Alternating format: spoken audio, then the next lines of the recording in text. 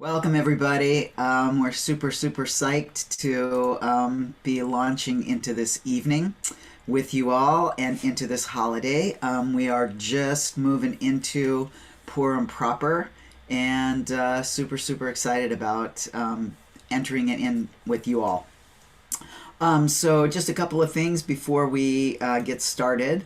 One thing is that we want to just, extend and, well, I guess I should introduce myself, especially since I've got this ridiculous cat nose on my face.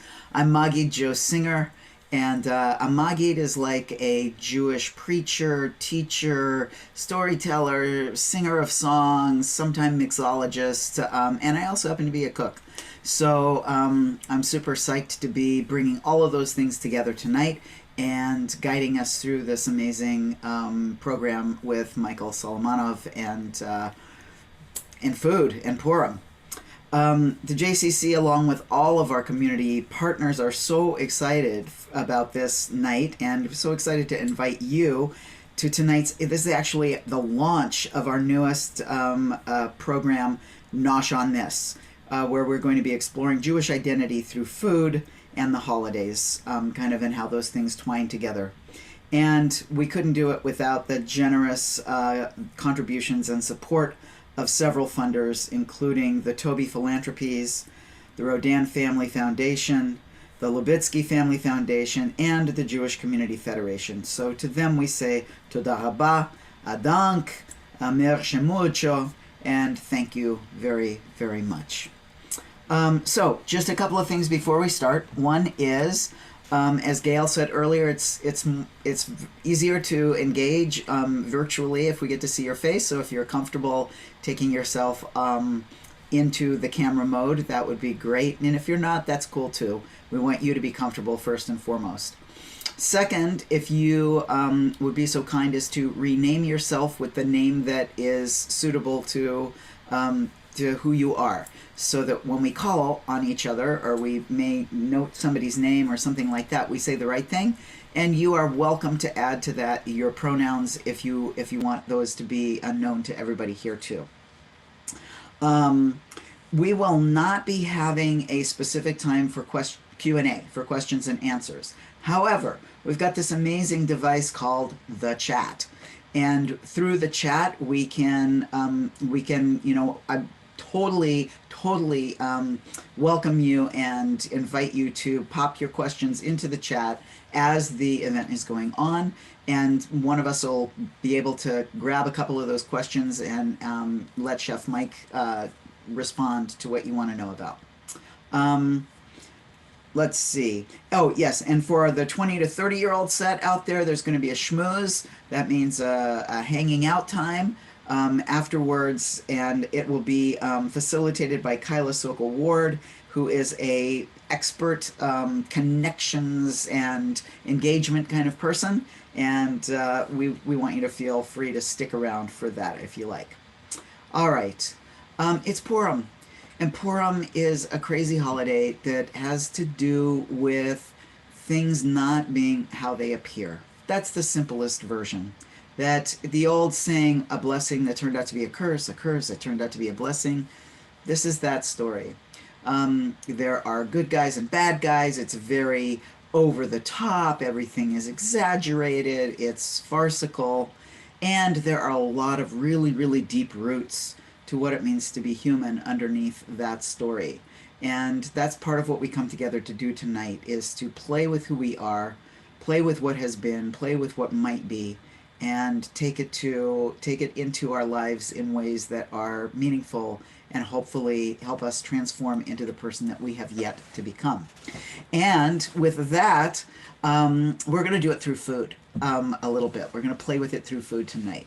And so right now I want to invite our guest, our friend, our teacher, Mike Solomonov to join us so that we can get this show on the road. Hi, Hey, where are ya? how's it going? Do you see me? We're working on that. Yes, I see you. How are ya? I'm good, and you hear me too? Can hear ya, can see ya. Everything looks great. Hey, Purim Sameach. Thank you so much for having me. I miss the Bay Area. I miss all of you guys so much. But I don't know. I guess we're getting used to this sort of idea of connectivity, albeit virtually. And we've had a lot of practice. I remember last year for Pesach, I was like, well, this is going to suck, but at least it'll be over soon. And then all the Chagim, and then here we are. But Zoom filters have come just in time for everybody, right? We can all dress up, um, and we're here together. And I'm honored to be here. So thank you for having me. Thank you so much, Mike. We are really, really happy to be doing this program with you. And I'm going to take my fake face off. Um, Welcome, welcome. So I would love to get you to just talk a little bit about why this. What are you doing? This is crazy. Feta Hamantaschen. What are you out of your mind? So what's it all about? Like, just give us the background on how you came up with this permutation. Well, I Um, appreciate that. So while we're doing that, I'm gonna, in true chef fashion, we're gonna be cooking, we're gonna be mixing, and we're gonna be chatting. All right. So feta. I don't. My family's Bulgarian, or half of my family's Bulgarian, and like Bulgarian feta cheese to me is as good as it gets. It's actually called Bulgarian cheese. I can show you if this little camera down here is working. You can see it's this little. It's DOP, so it's like the only Bulgarian feta is this Bulgarian cheese, and it's their sort of pride and joy, and it is delicious and creamy, and you eat it on everything. If you guys have, I think up until very recently, you only sort of ate it when you were in Israel, and usually it was served with watermelon and olives, or found in orekas, and it's got this sort of smell to it and this texture that reminds me. It's so emotional for me, right? Because the boreka stuffed with feta was my grandmother's love language with me. I didn't speak Ladino that well. I didn't speak Bulgarian, and my Hebrew to this day kind of sucks, but it took a while. So for her to make those, for me, meant something. And I was the pickiest eater in the world, which I know is, you know, kind of funny. And that also means that there's hope for my kids. Who also kind of suck at eating. But so this was the way that we communicated, right? And as we discover what it's like to stay connected through all these hagim and through life. I mean, quite honestly, she lived in Lud in Israel. I grew up in Pittsburgh, even though I was born in Israel. So there was a period of a decade and a half where the only time I would see her would be during like bar mitzvah years, where she would come and stay with us for a month and like sleep in the basement, or going to Israel. And at that time too, we didn't travel that much to Israel. So we needed to make these very expensive international calls. And my Hebrew was so bad that I would like ask her, whatever I knew it from Hebrew school, I'd ask her like how old she was, or, I'd say like Mazel Tov, or like I couldn't really hold a conversation with her. But the borekas were passed down. My mom cooked them very well. She became very good. My grandmother became very close to our Greek neighbors, and actually Greeks and Bulgarians were very close together and conquered by the Ottomans. So culturally, they actually weren't that far apart. But my Greek neighbor, Dina Aegis, would make my grandmother's borekas like once a month and bring them to our house. So, I just thought we were going to make Hamantaschen, obviously for Purim. We have to have them.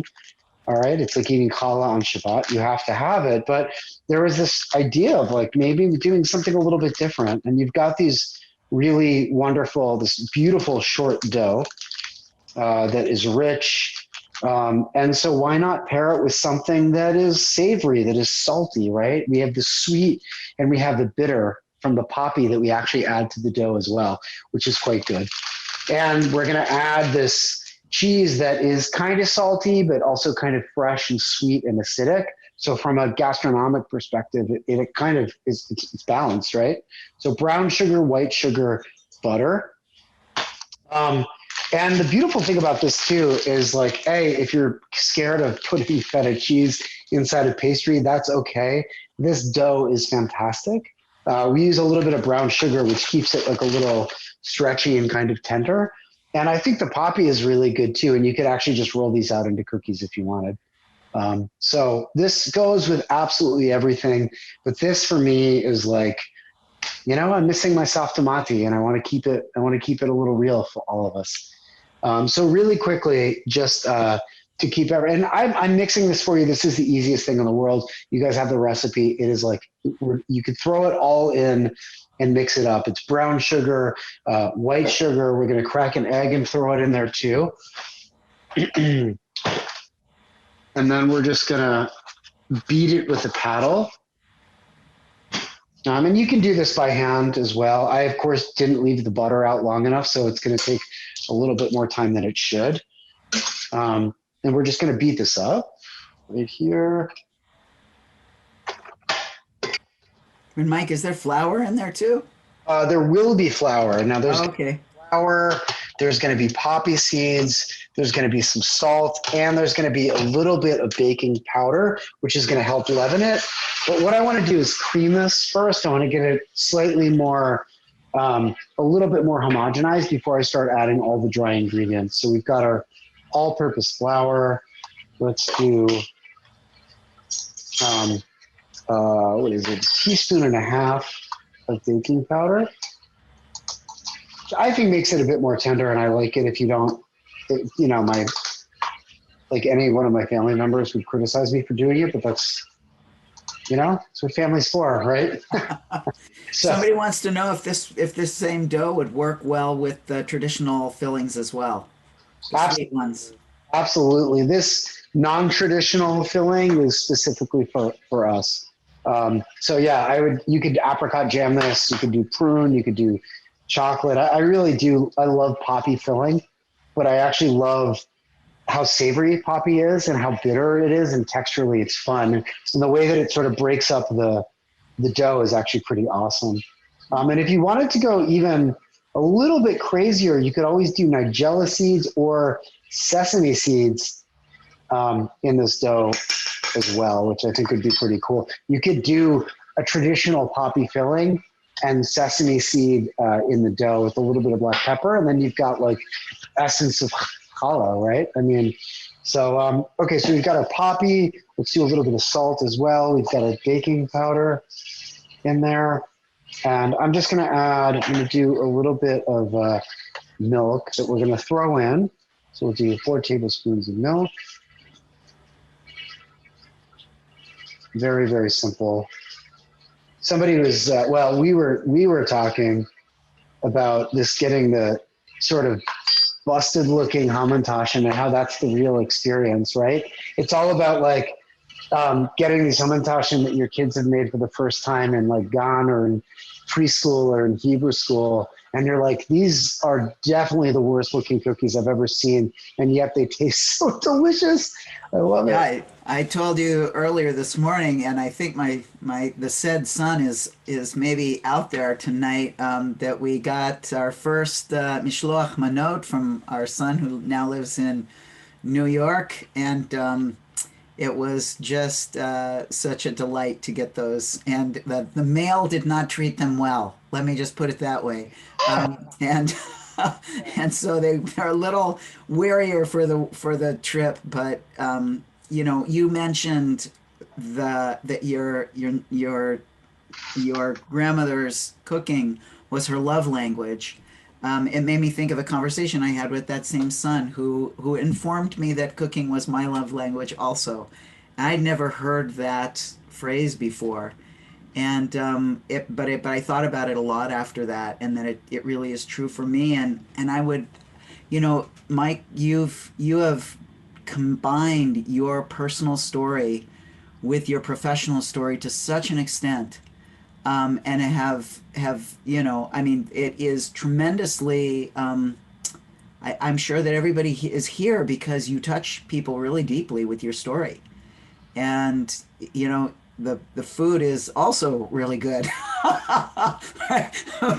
but there's a way of somebody who's not, there actually sitting at your table. You have managed to extend that love out through your books, through your film, through now your new series, which is fantastic. And if people, aren't aware of it yet, you should know about this new show that's on Vimeo called Bringing Israel Home. That's fabulous. And I'm just so grateful to you for that. And I'm wondering if it's hard sometimes to have yourself so all of that wrapped up. I don't, that's a good question. And I mean, ironically, next week, March 6th would have been my little brother David's birthday, and it's what we all sort of go through with grief, right? It's like there's sort of holidays or there's anniversaries or there are times of the year where it's just harder, you know? Um, and not necessarily harder in the way that, I mean, you grieve obviously, but I have so many wonderful memories, the thing is sometimes they just come crashing down. Right.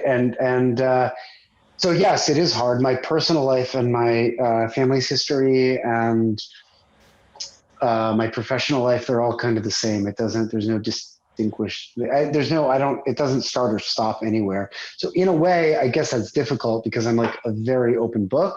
And because I'm very, I don't know, in some ways I'm very like self-indulgent, right? I'm like next week on the show that we're doing, it's going to be a tribute to my brother. And I'm like, I don't give a damn. This is my show. We're going to celebrate David's life one way or the other. And you guys are all going to be forced to be part of it. And I guess in a way,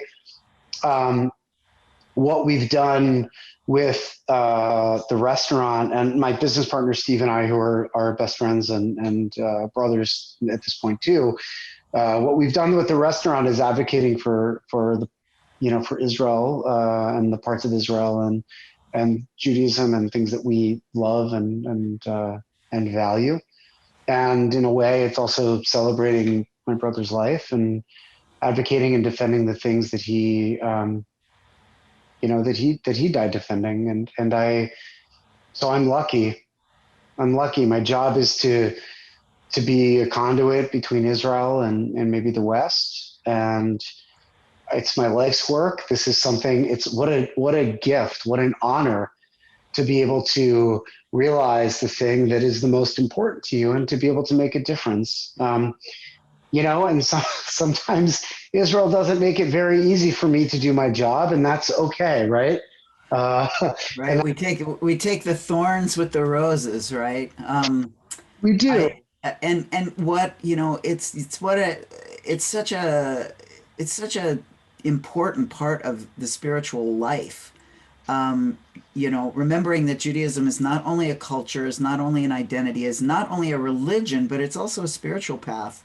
And I think that what you're describing is walking, and Buddhists would say this, mystical Christians would say this, pretty much any religion that has a mystical side would say that when you are able to be fully present in your life with all of your brokenness and all of your beauty combined and active, then you're manifesting what you were sent here to manifest, or what you were given to manifest. And kol kavod, especially on Purim, when we are being called to manifest, to the point of wholeness, that we don't see the difference between day and night, between good and bad, between you and me. So yishikoyach. And what are you doing now? There are people want to know things about this particular dough. Like, if you made it in the morning, does it have to come to room temperature before they roll it out?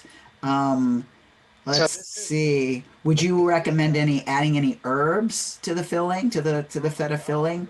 would be And Ruth, hopefully you'll get the chat afterwards. Ruth has shared a really nice story about who's Sephardic and her father is from Sofia, um, about making this recipe, and she really loved it. So, I'm honored.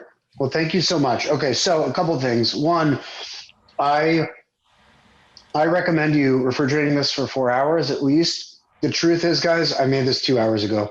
So I cheated. Number two, this is delicious dough to eat raw. Okay. So if you wanted to do a little reverse engineering, I keep thinking about this. I mean, Hamantaschen, the shape is obviously important, right? And it's the sort of duality and the sort of right and wrong, right? We're eating Haman's ears. We're eating the ears of the antagonist in this story, and the cookies are actually delicious. But I was thinking, what if you took this dough and you pinched it into like little sort of tiny truffle things? Actually, I'm going to do it with this because it's softer. And you made little Oz Shel Haman, little Haman's ears, like that. I don't know if you guys are getting a close shot of this. Can you guys see this from here? So a tiny little triangle. And then you refrigerated these, and then you dipped this in either apricot or in chocolate ganache. And you had like Hamantaschen truffle, truffle cookie dough truffle. So I don't know. A lot of things that you could do with this dough. If you're going to go savory, absolutely put herbs in there. Oh my God, chives in this would be incredibly good, incredibly good. So I recommend 4 hours. I did not let this come to temp. So we'll see how this goes. And I was saying this before to the whole team. Like, I don't know. People get so weird about cooking, especially with like TV cooking. I don't like to Hollywood a lot of stuff. So, we're going to sort of rush these, and they are not going to be perfect, and they are going to be delicious, but I want to bake these guys fresh for you. Okay. So we just roll them out with a little bit of flour. All right. Now this is a really luxurious and rich sort of dough, but I don't want you to do it too thin. Okay. I want you to just using a little jar right here. And I know I should have a perfect spatula that fits this, and I don't, because this is real life. Okay. So we're going to go here. Now, the thing is, too, about this dough, it is not the easiest to work with, but because of the brown sugar, it makes it kind of stretchy and a little bit gummy. But it is absolutely delicious. So just do a little bit of our feta cheese. Okay, like that. Okay to be imperfect, everybody. All right, and we're just going to hold it up. Okay, and what you would do at home is you would tweak these guys, and then you would pop them in the fridge so the dough has time to set up a little bit, right? The fat will harden and the butter in there will harden. But we're gonna live life on the edge a little bit here, and we're gonna bake these guys off after I make a few. So I'm gonna try to work fast to make these quickly so they don't get too like droopy, and we're gonna bake them off, and we're gonna keep our fingers crossed. And if you guys want to drink heavily right now, so you don't know the difference between Hamantaschen and not, you can do it. It's mandated, right? Am I right? Well, you're pretty right. It's an interesting thing, in the story. There are four mandates. One is that you should tell the story, right? So the way that that's usually done is the Kriyat Megillah, the reading of the scroll. And two, you should give some portion of what you have to the poor. And three, you should celebrate your good fortune and your love and your community by sending gifts to your friends. And four, it says you should drink and be happy. V'yishteh v'simcha, something like that. Mishteh v'simcha. Drink and be happy.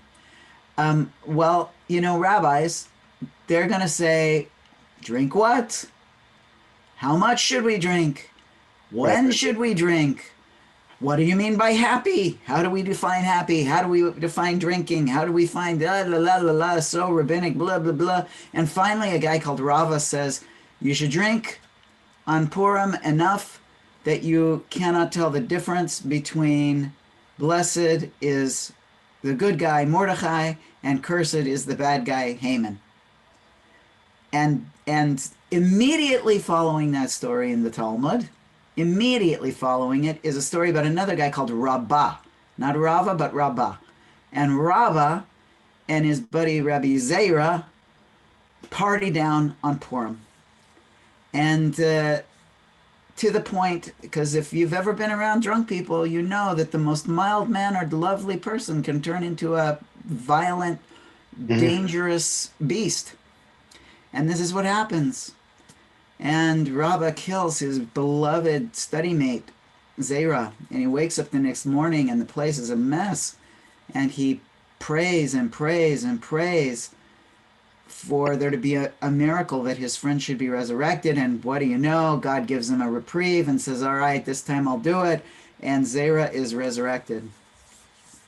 And the next year, Rabbah has the chutzpah to say to Zera, oh, my holy friend, my beloved friend, it's Purim, let's feast. And Zera says, nah, no way, buddy. Been there, done that, and I don't expect that a miracle is going to happen again. So we have one teacher telling us, go to the place where you no longer are judgmental, get to that high, beautiful place of equanimity and oneness. And we've got another story that comes along and says, yeah, when you do that, you might damage your world. And we have to live between those places, right? We have to live between the places of the aspirational perfection and the reality on the ground, and know our limits and what the boundaries are, because this is a world of boundaries and limits, even though on Purim we're supposed to transcend them. And so there you go. That's Purim and on the spiritual level. And look at those. Look at that. Are we a team or what? Perfect. I spiel just the right amount of time that you should get those done. Amazing. Unbelievable. There's some questions about the cooking itself, and there's been some good resource sharing about where you can get Bulgarian cheese, or also Bulgarian feta, it's called. But what's the best way to keep the Hamantaschen in their triangular shape? Sharon's Hamantaschen always fall into flat circles. Yes. Yes. So Sharon, what I would do if I was you is get a little bit more comfortable with rolling out the Hamantaschen a little thicker than you normally do. Use a little bit more flour than you think you should. And after you put them into the triangular shape, put them either in the fridge or the freezer and bake them from very, very cold. All right. And I also think, and I always have this argument discussion with people because I'm like, we give the temperature of the oven. The issue is, even in my oven, the calibration of home ovens is always off.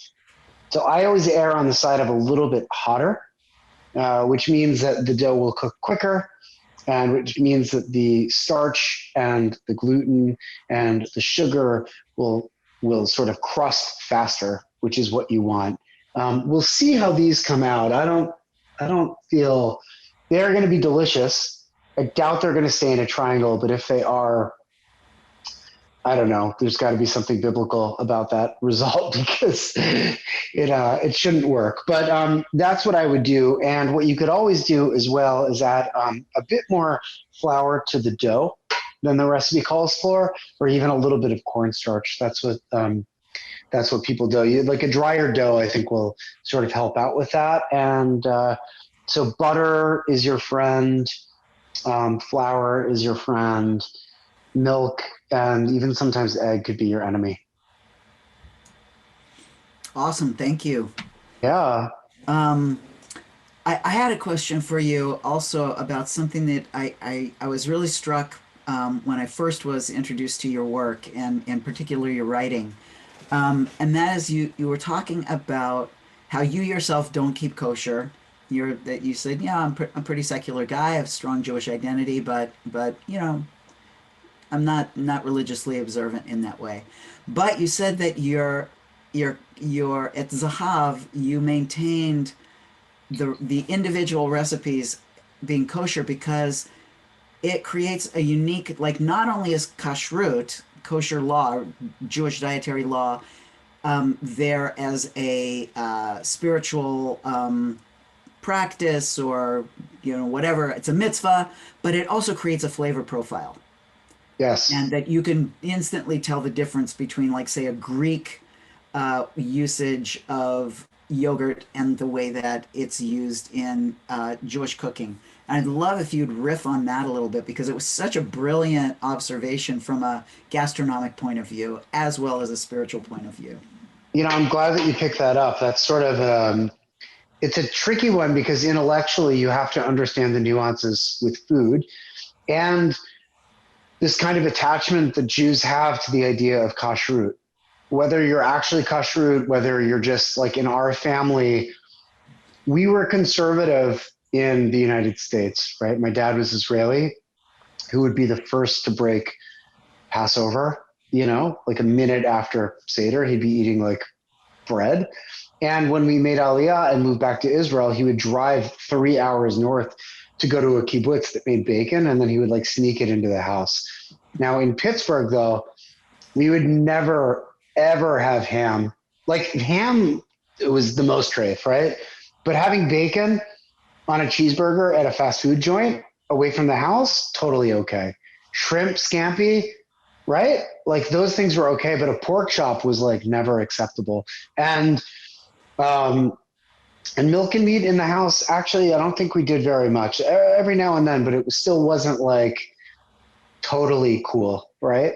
And we just, I don't know, like when we're talking about Israeli cuisine, um, although there's certainly treif in Israel, although there are tons of non-Jews that are Israeli, uh, uh, there, to me, if we just made this Middle Eastern or Mediterranean restaurant and we started like putting, and the yogurt is like the big example. Cause I'm like, if you roast a lamb leg and you're making like continental cuisine, you do like a tzatziki with it, right?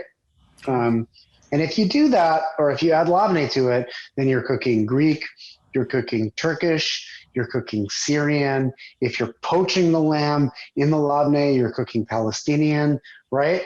And that's very good. But when you do that, you're not like the Israeli profile is the lamb fat with the trina and the zatar, right? It is the idea that you can't just add butter and fat to make things taste better, right? Because this is not what we did diasporically. These are the things that actually categorize Israeli cooking. I mean, of course, there's indigenous, there's Palestinian, there's Druze, and those are, there's Levantine cooking, and it has to be there. That's part of Israeli cooking. But the other part of it, is all that's this repository of Jewish cuisine that has, that was like from post Babylonian till now, or up until 100 years ago, was outside of Israel. And those traditions are what define it. And also, maybe more importantly, you don't find that cooking, you don't find those communities anymore, except for like in Israel, maybe a little bit in Paris, maybe in the United States, right? Tunisia has 800 Jews, right? Well, it was a thriving Jewish community.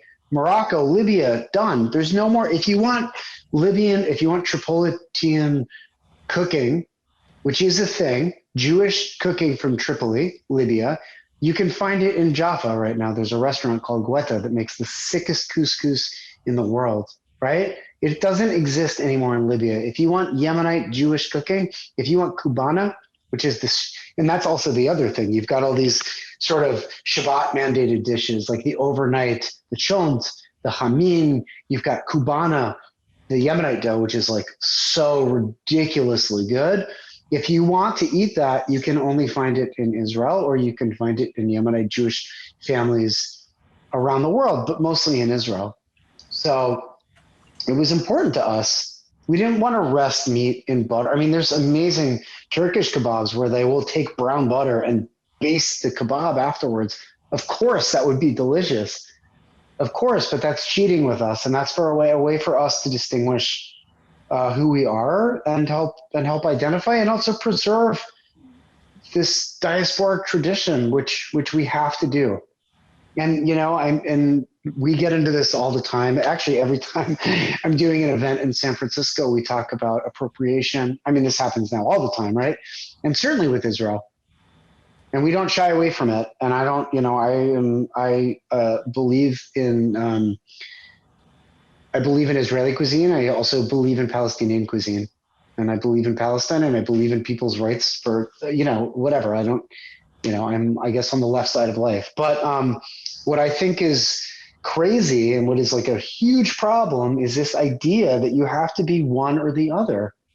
Right? We know this. I'm not. If I walk around and say I'm proud to be Israeli, there amongst my friends, my community, there is a connotation there that is difficult. And when I say I cook Israeli cuisine, if you want to tear down Israel, it's a perfect way to do it. You can say it's been stolen. We take and we appropriate, and I understand that. I totally understand that. But the thing is, if you say that there's no Israeli cuisine, you're erasing my history. You're erasing You're erasing my family. My grandmother's maiden name was Toledo, after the town in Spain. Their immigration, their migration, their expulsion from Spain, right? Conquered by the Ottomans, overthrew the Ottomans using Russian. My family was from Varna. They all took Russian last names because Russian families helped arm them to overthrow the Ottomans. And then they took their Sephardic dough, their Spanish dough that the Turks actually stuffed with feta. The Ottomans taught them how to do that and brought it to Israel. And that's why there are borekos on every single street corner in Israel. And if you say that that is stolen, and if you say that that is appropriated, you are erasing my history as well. And I just think that, so that's the way that we can sort of advocate for things too. Yeah. And you could say the same thing about Ashkenazi cookery. I mean, you look at most Ashkenazi dishes, and they were all things that were adapted or assimilated in from the culture that they found themselves in. Like braided egg bread. I mean, that's not challah. Challah is the burnt piece that you're supposed to tear off and Right. destroy. The challah is something you would never eat in a bazillion years. It's You the, can make challah. it's the sacrificial part of the bread, right? That's what makes it challah.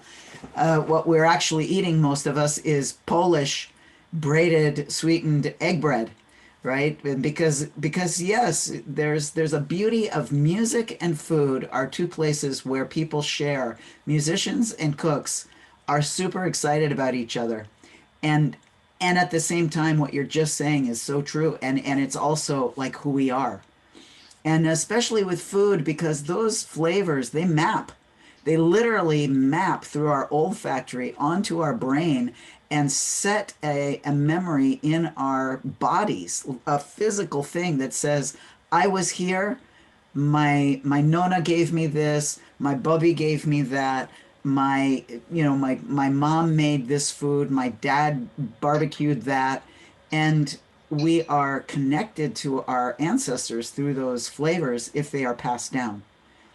And that passing down is such an important thing. So thank you for saying that. That is like Dora Vadora. That is part of who we are. That is part of how we identify. It is through food, and not even in a kitschy way, right? I mean, of course the things are delicious. We grow up with crappy food traditions as well, too. I mean, there's like, don't get me wrong. I've had some awful chopped liver in my days. Okay. And I get it, but I want to know, like, we need this connection. We need this passing through. And this is what we do. This is why my grandmother's borekas I have the recipe. We make them very well. They will never be as good as hers. Um, but I think that we have to do this. And this is part of our culture. And this is part of our religion. And this is part of um, this is a spiritual relationship that we have with every other person that has ever said the Shema, that has ever wrapped tefillin, that has ever had a bar bat mitzvah, that has ever been persecuted and made to feel different. We share something, and it has to continue. It does. Not to get super trivial here, but Let's jump on those cookies. they came out great. They're still triangular. Oh my God. Baruch Hashem, guys, look at this, dude. Okay, so you saw that. That happened very, very fast. Okay. Um, and God, somebody, whoever it was out in the audience talking about putting herbs in there, I'm like, I should have put chives. I should have put chives in there. They would be really, really good. But yeah, this is awesome. I think this could still pass for dessert if you wanted it to. Um, and if you wanted to do a little apricot glaze on top, or if you wanted to go like Mizrahi or like Arabian pastry chef style, you could always do a little bit honey syrup on top of these as well. Just because we don't eat enough calories in quarantine. It's been a year of us being manic, so let's just dump syrup on these Hamantaschen and have a good freaking time, right? It's Purim. Yes. Man, these are super good. I'm excited about this. Just so you guys know too, I did lightly butter the bottom of I use parchment paper all the time. And because of it, you get that really sick crust right there, which is what you want. Okay. Nice and crunchy. You've got this sort of tender dough on top.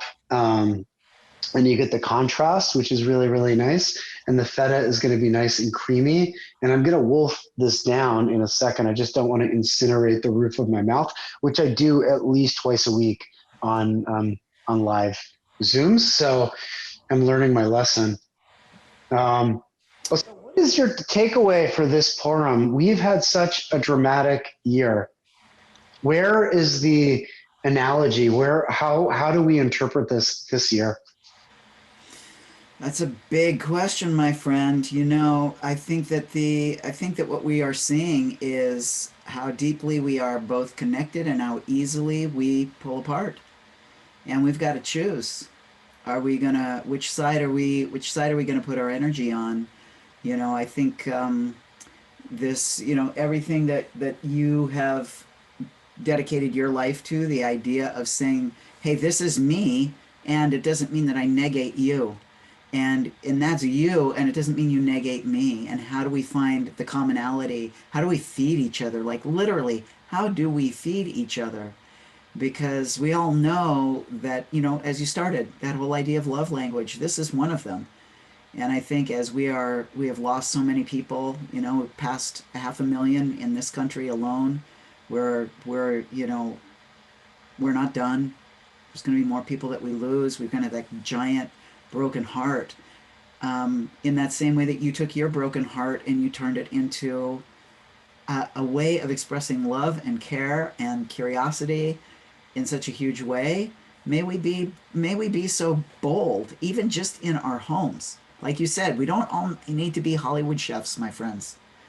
You just need to invite people over when you can and love them up with some beautiful food that you put your heart and soul into. That's a step. You can do that. You wouldn't be here if you didn't think you could do that. That's why you're here. And we just have to keep healing. I mean, we've seen worse. God knows, that those rabbis in the Talmud that I was talking about, they were offering these teachings while they were literally running from, giant chunks of marble falling, of limestone coming after them, and Romans with battering rams and all of that stuff, and they still knew that being in this body, being in this world, is an amazing, amazing experience. And if it's not amazing for you right now, find people who will help you bring that back up, because we've all been down. That's another part of your story, Mike, is you haven't had an easy go. You talked very openly about having it all and not having the center. But when we find that center, we can do anything. We can do anything. And often it requires others around us who say, I believe in you, I love you, I don't want to see you doing this. If you're down, call me. It's deep. It's deep just being a human. And in a time like this, Huba Juba, we are in it, my friends. Grief and gladness all over the place. Unbelievable. What a freaking time to be alive. Yes. What a time. Phew. Oh, good. Somebody's drinking my cocktail. That's awesome. Be careful. Drinking and baking can be a little dangerous, so you want to take good care. Go slow. How big is the circle that you start with on your dough? And does it have to be mixed with a stand mixer, or can you do it by hand? You can do it by hand. I guess what would you call this? Sort of a 3 to 4 inch diameter is what I used. I just used a glass. Um, and no, you definitely don't. You can use your hands if you want. But because of the heat in your body, I would give it extra time in the fridge as well. Very, very important on both the initial rest and then even though these Hamantaschen actually defied the laws of physics, I would make sure that after you form them, you put them in the fridge for at least a half an hour before you bake them off. Awesome. How is it? Oh my God. I'm not just saying this. They're very, very good. They're delicious. Um, yeah, these are good. On brand with Purim, the good and the bad, The good and the bad, the salty and the sweet. salty and the sweet. I hope that you guys are making these all right now. And just look at the way the feta just is so, the feta is magical. I mean, this, honestly, you could put like anything on this feta cheese and it would be fantastic. Somebody asked if you can hold it a little closer to the camera so they can really get a good eyeful. Come a little to your right. Yeah. A little down. There you go. mm, you know what?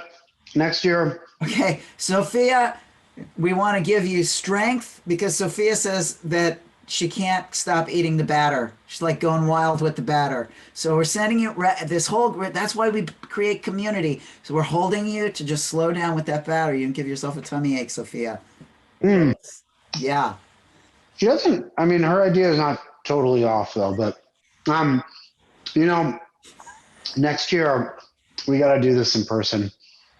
Um, I really do appreciate this. There are gifts and there are lessons and there are moments every day that we can find gratitude. And like this never would have happened if we weren't stuck in quarantine and figuring out ways to connect. I never would have made these fantastic commendations, but I've learned so much, and I really appreciate this. Thank you so much. Thank you for having me. But we got to do this next year in person and we'll eat cookie dough together, right? Um, but I don't know. We can freestyle. We can do new stuff. It's not, you guys in California, it's not fair.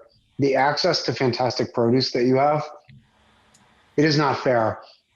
My One of my former cooks at Zahav has got a specialty company in San Francisco, and he once a week I order like $800 worth of guavas from California, and he puts them on an airplane and sends them over because we're doing this guava amba with like halloumi cheese, and every time I go, Jordan Abel, who used to um, do a lot of programming at the JCC, she would pick me up with like a bag of nectarines and figs, and I would give myself a stomachache from eating, you know, like a bag of fruit, and I'd have to take a nap, and it was, disaster, but really, really wonderful. So there's plenty of stuff that you guys can do. We have a million recipes in our cookbooks. We've got tons of inspirational things. If you guys ever want to go to Jewish Food Society, or you can go to Bringing Israel Home, which is like what our show is, and we've got fantastic recipes there that you can try out. In this age of us being stuck at home and maybe spending a little too much time on social media, you can always reach out and show me what it is that you're cooking, and we can virtually share. And when I see you in person, I'm gonna hand feed you guys these hamantaschen because they're sick. Love it. Thank you. Thank you so much for just everything. You're just one of the people we love a lot. So grateful for getting to do this programming with you.